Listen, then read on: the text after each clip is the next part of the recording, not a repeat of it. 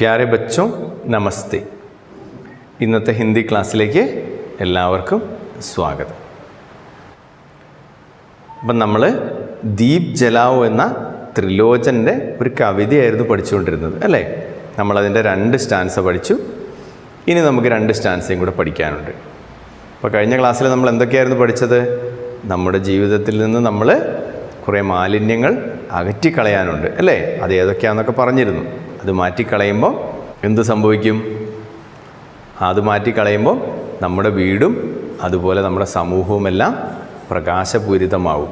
അതുപോലെ നമ്മുടെ മനസ്സിൽ നിന്ന് ഈ ദുർഗുണങ്ങളാകുന്ന ബന്ധനങ്ങളെയൊക്കെ മാറ്റിക്കളയുമ്പോൾ നമ്മുടെ മനസ്സിൽ പ്രകാശം നിറയും.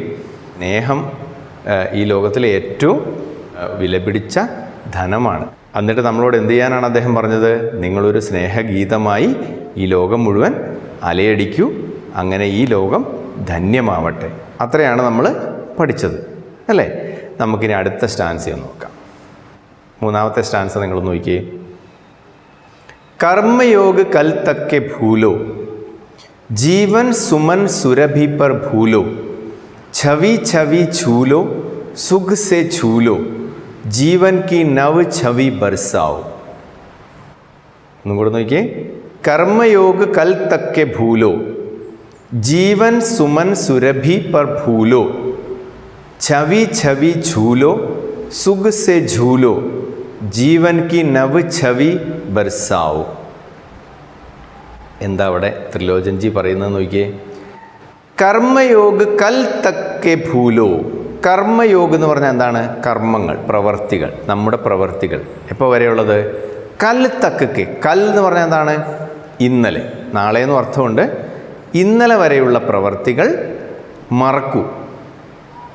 ഭൂൽന എന്ന് പറഞ്ഞാൽ മറക്കുക എന്നാണ്. അപ്പോൾ ഇന്നലെ വരെയുള്ള നമ്മുടെ പ്രവർത്തികൾ മറന്നു കളയൂ. കാരണം കഴിഞ്ഞത് കഴിഞ്ഞു അല്ലേ. ഹിന്ദിയിൽ തന്നെ ഒരു ചൊല്ലുണ്ട്, ജോ ബീത്ത് ഗൈ സോ ബാത്ത് ഗൈ. എന്താണ്? ജോ ബീത്ത് ഗൈ സോ ബാത്ത് ഗൈ. കഴിഞ്ഞു പോയത് കഴിഞ്ഞു. ഇനി നമ്മൾ അതിനെപ്പറ്റി വിഷമിച്ചിട്ടോ ചിന്തിച്ചിട്ടോ ഒന്നും കാര്യമില്ല. അത് നമുക്ക് തിരിച്ചു പിടിക്കാനും പറ്റില്ല. കഴിഞ്ഞ കാര്യങ്ങൾ കഴിഞ്ഞു പോയി. അപ്പോൾ കവി ഇവിടെ പറയുന്നത് കർമ്മയോഗ കൽ തക്കെ ഭൂലോ. ഇന്നലെ വരെയുള്ള നിങ്ങളുടെ എല്ലാ പ്രവൃത്തികളെയും നിങ്ങൾ എന്ത് ചെയ്യണം? മറന്നു കളയണം. അപ്പം ഇന്നലെ വരെ നമ്മുടെ മനസ്സിൽ എന്തെല്ലാം ഉണ്ടായിരുന്നു? കുറേ മാലിന്യങ്ങളും ദുർഗുണങ്ങളും ഒക്കെ ഉണ്ടായിരുന്നു അല്ലേ. അതൊക്കെ നിങ്ങൾ മറന്നു കളയുക. ഇന്ന് മുതൽ നമുക്ക് പുതിയൊരു രീതിയിൽ ജീവിക്കാൻ പറ്റണം എന്നാണ് കവി പറയുന്നത്. ഇന്നലെ വരെയുള്ള നമ്മുടെ കാര്യങ്ങളൊക്കെ നമ്മൾ മറന്നു കളയുക. ജീവൻ സുമൻ സുരഭി പർ ഭൂലോ. ജീവൻ സുമൻ. സുമൻ എന്ന് പറഞ്ഞാൽ എന്താണ്? പൂവെന്നാണ്. ജീവൻ എന്ന് പറഞ്ഞാലോ ജീവിതം. ഇപ്പം ജീവൻ സുമൻ എന്ന് പറഞ്ഞാൽ എന്തായിരിക്കും? ജീവിതമാകുന്ന പൂവ്. സുരഭി എന്ന് പറഞ്ഞാലോ സുഗന്ധം. ഫൂൽന എന്ന് പറഞ്ഞാൽ എന്താണ്? വിടരുക എന്നൊക്കെ അർത്ഥമാണ്. അപ്പോൾ നോക്കിയേ, ജീവൻ സുമൻ. അപ്പോൾ കവി ഇവിടെ ജീവിതത്തെ ഒരു പൂവായിട്ട് താരതമ്യപ്പെടുത്തിയിരിക്കുകയാണ്. ജീവിതമാകുന്ന പുഷ്പം. അപ്പം നിങ്ങൾ പറഞ്ഞേ, ഈ പുഷ്പത്തിൻ്റെ പ്രത്യേകതകൾ എന്തൊക്കെയാണ്? പൂവിൻ്റെ പ്രത്യേകതകൾ എന്തൊക്കെയാണ്? നിങ്ങൾക്കറിയാം അല്ലേ. പൂവ് കാണാൻ നല്ല ഭംഗിയുള്ളതാണ്. പിന്നെയോ അതിന് സുഗന്ധമുണ്ട് അല്ലേ. പൂക്കൾ കാണുമ്പോൾ നമുക്ക് നല്ല സന്തോഷം തോന്നും. അത് കാണുന്നവർക്കൊരു സന്തോഷം തോന്നും. അതുപോലെ വളരെ കോമളമാണ് പൂവ് അല്ലേ. അപ്പോൾ ഇതൊക്കെയാണ് പൂവിൻ്റെ പ്രത്യേകതകൾ. അതിന് നിറമുണ്ട്, മണമുണ്ട്, ഭംഗിയുണ്ട്. വളരെ കോമളമായ ഒരു സാധനമാണ് എന്ത്? പൂവ്. അത് കാണുന്നവർക്കെല്ലാം സന്തോഷമാണ്. പൂവ് തൻ്റെ ഭംഗി കൊണ്ടും തൻ്റെ സുഗന്ധം കൊണ്ടും തൻ്റെ നിറം കൊണ്ടും എല്ലാം അത് കാണുന്നവരെ സന്തോഷിപ്പിക്കും അല്ലേ. അപ്പോൾ നിങ്ങൾ തന്നെ നോക്കിയേ, നമ്മുടെ ജീവിതം കൊണ്ട് മറ്റുള്ളവർക്ക് സന്തോഷമുണ്ടാവുമെങ്കിലോ അതെന്ത് വലിയ കാര്യമായിരിക്കും. അപ്പോൾ പൂവിൻ്റെ പ്രത്യേകതയാണ്, പൂവ് തൻ്റെ പ്രത്യേകതകൾ കൊണ്ട് എല്ലാവർക്കും സന്തോഷം നൽകുന്നു. പൂവ് ഇങ്ങനെ പുഞ്ചിരിച്ച് നിൽക്കുന്ന പോലെ നമുക്ക് തോന്നും. അത് കാണുന്നവർക്കും സന്തോഷം തോന്നും അല്ലേ. അതാണ് പൂവിൻ്റെ പ്രത്യേകത. അപ്പോൾ കവി പറയുന്നത് നമ്മുടെ ജീവിതവും ഈ ഒരു പൂവിൻ്റേതുപോലെ ആയിരിക്കണം. അപ്പോൾ ഇന്നലെ വരെയുള്ള നമ്മുടെ ആ ദുർഗുണങ്ങളും മാലിന്യങ്ങളും എല്ലാം നമ്മുടെ മനസ്സിൽ നിന്ന് മാറ്റിക്കളയുമ്പോൾ എന്ത് സംഭവിക്കും? നമ്മുടെ ജീവിതം ഒരു പൂവിന് തുല്യമാവും. നമ്മുടെ ജീവിതത്തിന് ഭംഗി കൂടും, നമ്മുടെ ജീവിതത്തിന് സുഗന്ധമുണ്ടാവും. അപ്പോൾ നമ്മളുമായിട്ട് ഇടപഴകുന്നവരെല്ലാം സന്തോഷവാന്മാരായി മാറും. മനസ്സിലായോ? അപ്പോൾ കവി ഇവിടെ പറയുന്നത് ജീവൻ സുമൻ സുരഭി പർ ഭൂലോ, നിങ്ങളുടെ ജീവിതം ഒരു സുഗന്ധമുള്ള പുഷ്പത്തെ പോലെ വിരിയട്ടെ. മനസ്സിലായോ? ഛവി ഛവി ഛൂലോ സുഖ് സേ ഛൂലോ. ഛവി എന്ന് പറഞ്ഞാൽ എന്താണ്? ഛവി എന്ന് പറഞ്ഞാൽ ഭംഗി, ഛൂന എന്ന് പറഞ്ഞാൽ തൊടുക. അപ്പോൾ ഛവി ഛവി ഛൂലോ എന്ന് പറഞ്ഞാൽ ഭംഗിയെ തൊടു, ഭംഗിയെ തൊടു. അതുപോലെ സുഖ് സേ ഛൂലോ, ഛൂല എന്ന് പറഞ്ഞാൽ എന്താ അർത്ഥം? ആടുക എന്നാണ്. ഛൂല എന്ന് പറഞ്ഞാൽ ആടുക. സുഖ് സേ ഛൂലോ എന്ന് പറഞ്ഞാൽ എന്താ? സന്തോഷത്തോടെ ആടുക. നമ്മളിങ്ങനെ ഛൂല എന്ന് പറഞ്ഞാൽ ഇങ്ങനെ അങ്ങോട്ടും ഇങ്ങോട്ടും ആടുന്നതിനാണ് ഛൂല എന്ന് പറയുന്നത്. നമ്മൾ എപ്പോഴാണ് അങ്ങനെ ചെയ്യുക? നമുക്ക് സന്തോഷം വരുമ്പോഴാണ് നമ്മൾ അങ്ങനെ ചെയ്യുക, അല്ലേ? അപ്പോൾ ഇവിടെ എന്താണ് പറയുന്നത് നോക്കിയേ, ഛവി ഛവി ഛൂലോ സുഖ് സേ ഛൂലോ. അപ്പം നമ്മുടെ ജീവിതം ഇങ്ങനെ ഒരു പുഷ്പത്തെ പോലെ ഭംഗിയുള്ളതും സുഗന്ധമുള്ളതും ഒക്കെ ആയി കഴിയുമ്പം നമുക്ക് നമ്മുടെ ജീവിതത്തിൻ്റെ ഭംഗി തൊട്ടറിയാൻ പറ്റും, നമുക്ക് സന്തോഷത്തോടെ ആടിപ്പാടാൻ പറ്റും. മനസ്സിലായോ? ഇതിനൊക്കെ എന്താ ചെയ്യേണ്ടത്? നമ്മുടെ ജീവിതത്തിൽ നിന്ന് മാലിന്യങ്ങൾ അകന്നു പോയി കഴിയുമ്പം നമ്മുടെ ജീവിതം പ്രകാശപൂരിതമാകും, നമ്മുടെ ജീവിതം ഒരു പുഷ്പത്തെ പോലെ ഭംഗിയുള്ളതും സുഗന്ധമുള്ളതുമായി മാറും. അപ്പോൾ നമുക്ക് നമ്മുടെ ജീവിതത്തിൻ്റെ യഥാർത്ഥ ഭംഗിയെ തൊട്ടറിയുവാനും അതിൻ്റെ സന്തോഷം ആസ്വദിക്കുവാനും പറ്റും. ഓക്കെ, ഇനി അവസാനത്തെ വരുന്ന നോക്കിയേ, ജീവൻ കി നവ് ഛവി ബർസാവോ. കണ്ടോ? ഛവി. അപ്പം നിങ്ങളുടെ ഇങ്ങനെയൊക്കെ ചെയ്ത് കഴിയുമ്പോൾ നിങ്ങളുടെ ജീവിതത്തിന് നവ് ഛവി, പുതിയ ശോഭ, നിങ്ങളുടെ ജീവിതത്തിൻ്റെ ഈ പുതിയ ശോഭ ബർസാന, ബർസാന എന്ന് പറഞ്ഞാൽ പെയ്യിക്കുക എന്നാണ്. നമ്മുടെ ജീവിതം ഇങ്ങനെ നന്നായി കഴിയുമ്പം നമ്മുടെ ജീവിതത്തിനൊരു പുതിയ ഭംഗി വരും. ആ പുതിയ ഭംഗി നമ്മൾ ഇങ്ങനെ പടർത്തണം, പെയ്യിക്കണം എന്നൊക്കെയാണ് കവി പറഞ്ഞു വയ്ക്കുന്നത്. മനസ്സിലായോ നിങ്ങൾക്ക്? അപ്പോൾ നിങ്ങളതൊന്നും കൂടി നോക്കിയാൽ ആ 4 ലൈൻ. കർമ്മയോഗ് കൽ തക് കെ ഭൂലോ, ജീവൻ സുമൻ സുരഭി പർ ഭൂലോ, ഛവി ഛവി ഛൂലോ സുഖ് സെ ഛൂലോ, ജീവൻ की नव छवि बरसाओ. ഓക്കെ, ഇനി നമുക്ക് അവസാനത്തെ സ്റ്റാൻസയും കൂടി ഒന്ന് നോക്കാം. ये अनंत के लघु लघु तारे, दुर्बल अपनी ज्योति पसारे, अंधकार से कभी न हारे, प्रतिमन वही लगन सरसाओ. ഇങ്ങോട്ട് നോക്കിയേ. ये अनंत के लघु लघु तारे, दुर्बल अपनी ज्योति पसारे, अंधकार से कभी न हारे, प्रतिमन वही लगन सरसाओ.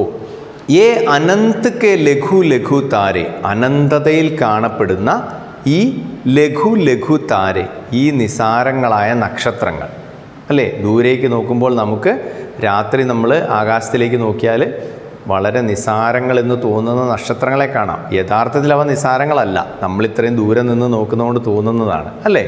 അത് നമുക്കറിയാം, നമ്മൾ പഠിച്ചിട്ടുണ്ടത്. പക്ഷേ നമ്മൾ ഇവിടുന്ന് നോക്കുമ്പം ആ നക്ഷത്രങ്ങൾ വളരെ നിസാരങ്ങളാണ്, അല്ലേ? അവയുടെ പ്രകാശവും വളരെ നേർത്തതായിട്ടാണ് നമുക്ക് തോന്നുന്നത്. അപ്പോൾ നമുക്ക് തോന്നുന്നത് വെച്ചാണ് നമ്മളിവിടെ പറയുന്നത്. അപ്പോൾ ഏ അനന്ത് കെ ലഘു ലഘു താരെ, ഈ അനന്തതയിൽ കാണപ്പെടുന്ന, അനന്തമായ ആകാശത്തിൽ കാണുന്ന നിസാരങ്ങളായ നക്ഷത്രങ്ങൾ, ലഘുവായ ചെറുതായി കാണപ്പെടുന്ന നക്ഷത്രങ്ങൾ, അവ എന്താ ചെയ്യുന്നത് നോക്കിയേ. ദുർബൽ അപ്നി ജ്യോതി പസാരേ. ദുർബൽ എന്ന് പറഞ്ഞാൽ എന്താ? ദുർബലമായ, വീക്കായ. അപ്നി ജ്യോതി, തങ്ങളുടെ പ്രകാശം, പസാരേ, പരത്തുന്നു. അപ്പോൾ അനന്തതയിൽ കാണപ്പെടുന്ന ഈ ലഘുവായ നക്ഷത്രങ്ങൾ പോലും തങ്ങളുടെ ദുർബലമായ പ്രകാശം പരത്തുന്നുണ്ട്, അല്ലേ? അവയുടെ പ്രകാശമുണ്ടല്ലോ, അവയ്ക്കും പ്രകാശമുണ്ട്. അവ നിസാരങ്ങളാണെങ്കിലും അവയും പ്രകാശം പരത്തുന്നുണ്ട്. അന്ധകാർ സേ കഭീനഹാരേ. അതാണ് പ്രധാനപ്പെട്ട കാര്യം. എന്താണ് അന്ധകാർ? അന്ധകാർ എന്ന് പറഞ്ഞാൽ എന്താ അർത്ഥം? ഇരുട്ട്. അന്ധകാർ. അന്ധകാർ സെ കഭി ന ഹാരേ. ഹാർന എന്ന് പറഞ്ഞാൽ പരാജയപ്പെടുക എന്നാണ്. അപ്പം ഇരുട്ടിനോട് അവ ഒരിക്കലും പരാജയപ്പെടുന്നില്ല. അന്ധകാർ സെ വേ കഭി നഹി ഹാർത്തെ. അവർ ഇരുട്ടിനോട് തോൽക്കുകയില്ല ഒരിക്കലും. നിസ്സാരമെങ്കിലും തങ്ങളുടെ പ്രകാശം അവർ പരത്തിക്കൊണ്ടേയിരിക്കും. അപ്പോൾ എന്താ കവി ഇവിടെ ഉദ്ദേശിക്കുന്നത്? ഈ അന്ധകാരം എന്ന് പറയുന്നത് തിന്മയാണെന്ന് നമ്മൾ പറഞ്ഞു, പ്രകാശം എന്ന് പറഞ്ഞത് നന്മയുടെ പ്രതീകമാണെന്ന് പറഞ്ഞു. എല്ലാ മനുഷ്യരിലും നന്മയുടെ ഒരു അംശമുണ്ട്. നന്മയുടെ ഒരു അംശമില്ലാത്ത മനുഷ്യരില്ല. അപ്പം ഈ നന്മയുടെ അംശം കൊണ്ട് അന്ധകാരമാകുന്ന തിന്മയെ എതിരിടാൻ നമുക്ക് സാധിക്കണം. അപ്പോൾ എന്താ കവി പറഞ്ഞത്? നമ്മുടെ ഉള്ളിലുള്ള ചെറിയ നന്മയുടെ അംശമാണെങ്കിലും അതുകൊണ്ട് നമുക്ക് ഈ അന്ധകാരമാകുന്ന തിന്മയെ എതിരിടാൻ നമുക്ക് കഴിയണം. മനസ്സിലായോ? ഇപ്പം ഈ നക്ഷത്രങ്ങൾ തങ്ങളുടെ ദുർബലമായ പ്രകാശം കൊണ്ട് അന്ധകാരത്തെ നേരിടുന്നത് പോലെ നമ്മുടെ ഉള്ളിലുള്ള നന്മയുടെ അംശം കൊണ്ട് നമുക്ക് തിന്മയെ നേരിടാൻ കഴിയണം. അതാണ് കവി ഇവിടെ പറയുന്നത്. പ്രതിമൻ വഹി ലഗൻ സർസാവ്. എല്ലാ മനസ്സുകളും ഇങ്ങനെയുള്ള ഈ പ്രയത്നം കൊണ്ട് സമ്പൂർണമായി തീരട്ടെ. ലഗൻ എന്ന് പറഞ്ഞാൽ പ്രയത്നം.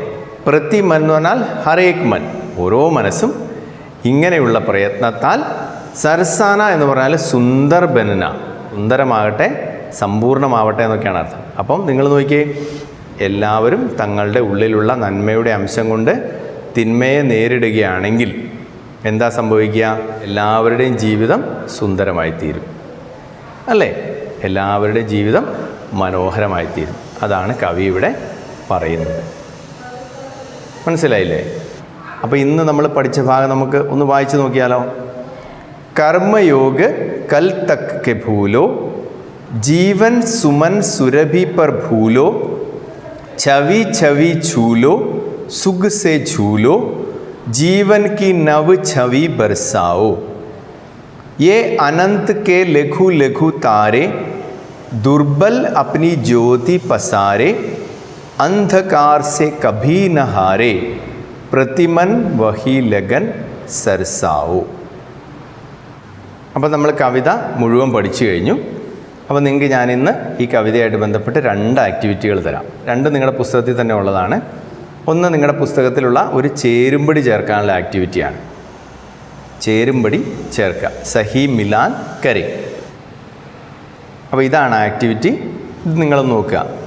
ഹമേ മുക്ത് കർനാ ഹെ, ഹമേ വന്ദൻ കർനാ ഹെ, ഹമേ ലഹരാനാ ഹെ, ഹമേ ബർസാനി ഹെ. വലതുവശത്ത് എഴുതിയിരിക്കുന്നത് ജ്യോതി കാ मन के बंधनों को जीवन की नव छवि स्नेह गीत बनकर. അപ്പോൾ ഈ ചേരുംപടി ചേർക്കാനുള്ള ആക്ടിവിറ്റി നിങ്ങൾ കറക്റ്റായിട്ട് ചെയ്തിട്ട് നിങ്ങളുടെ ടീച്ചറെ കാണിക്കണം. ഇനി ഒരെണ്ണം കൂടി തരാം.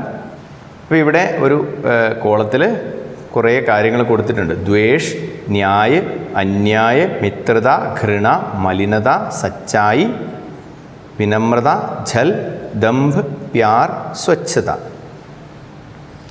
അപ്പോൾ അത് ചോടേങ്കെ അപ്നായെങ്കെ എന്ന് പറഞ്ഞാൽ 2 കോളത്തിലേക്ക് നിങ്ങൾ മാറ്റി എഴുതണം. ചോടേങ്കെ എന്ന് പറഞ്ഞാൽ ഉപേക്ഷിക്കും, അപ്നായെങ്കെ എന്ന് പറഞ്ഞാൽ സ്വന്തമാക്കും.